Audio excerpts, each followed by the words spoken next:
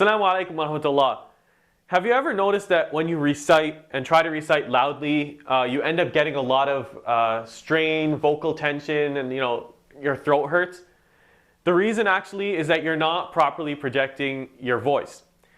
What happens, a lot of people when they think of raising volume, they think of yelling or shouting, and a lot of times when I'm sure we all had like an experience going to a khutbah where the khatib's just yelling and shouting. It doesn't sound good to the ears, and of course for the person doing it, it puts a lot of strain on their voice as well. And when reciting Quran, of course, if somebody's trying to recite loudly and they're shouting, it doesn't sound good to anyone.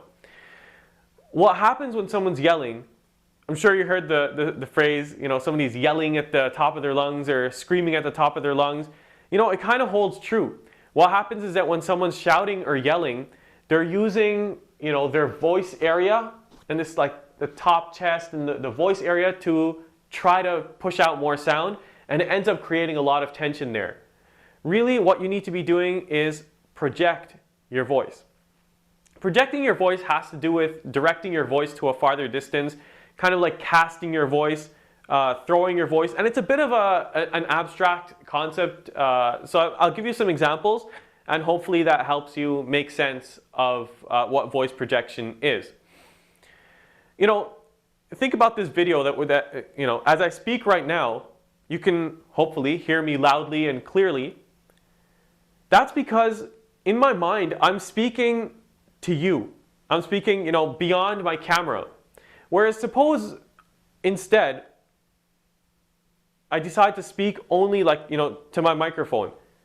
I might sound something like this because my microphone can hear me, but I don't know if you can hear me, and my voice is a little bit quite kind of shaky, not very strong because I'm not really giving it much support, but I'm just talking to my microphone. I don't know if hopefully you can tell the difference. When I'm speaking to my microphone, my voice automatically it gets a bit kind of shaky, not very supported, not very strong.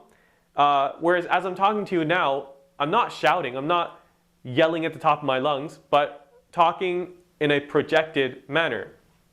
Another example is suppose you have, suppose you're think about throwing a ball, right? When you're projecting your voice, you're kind of like throwing your voice over a certain distance. Think of someone throwing a ball. Suppose you have a little kid and they have a ball and you're playing catch. The kid, when they're small, they might hold the ball in their hand and just go like this and plop, the ball kind of falls, a few feet in front of them, and everyone's like, yeah, mashallah, alhamdulillah, your kid did great.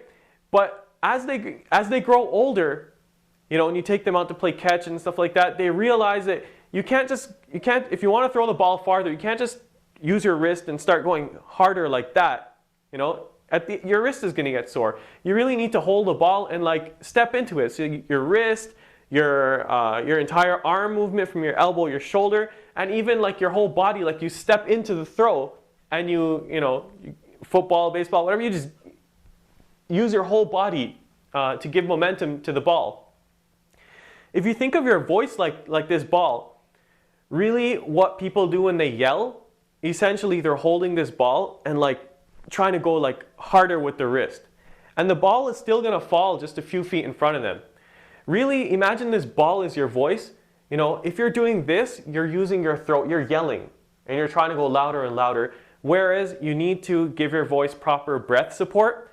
And imagine this ball coming from your stomach and being just, projected outwards.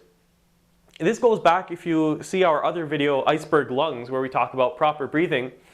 If you incorporate proper breathing, that's when you really start to get a proper support and a proper grounding for your voice to be projected. If someone's breathing improperly, then they need to yell in order to get louder and louder. But if you're breathing properly, the proper breathing becomes the basis and the support for your voice to go farther and be directed farther. Here's something you can try. A lot of people when they're reciting, maybe you're sitting down and reciting with your mushaf in front of you, or even if you're reciting by memory, you're reciting to yourself. And that reciting to yourself doesn't normally lead to proper projection because you can hear yourself. So try this, take a friend, maybe a sibling or a parent or whatever, and have them stand across the room from you. And basically try to recite to them. And essentially what you want to do, again, go back to the breathing video, use proper breathing as a support, as a grounding, and then recite to them. Have them maybe close to you, they can hear you as they go farther. They should be able to hear you. You should be able to raise your volume by filling yourself with breath, casting your voice, but not yelling from your throat. Again, I can appreciate it's a little bit of an abstract concept. It's not something that I can really, write down step 1, step 2, step 3, and you'll instantly learn it. But it's something you need to develop through practice, keeping those abstract ideas in mind. Hope that helped. Take care. Wassalamu alaikum wa rahmatullah.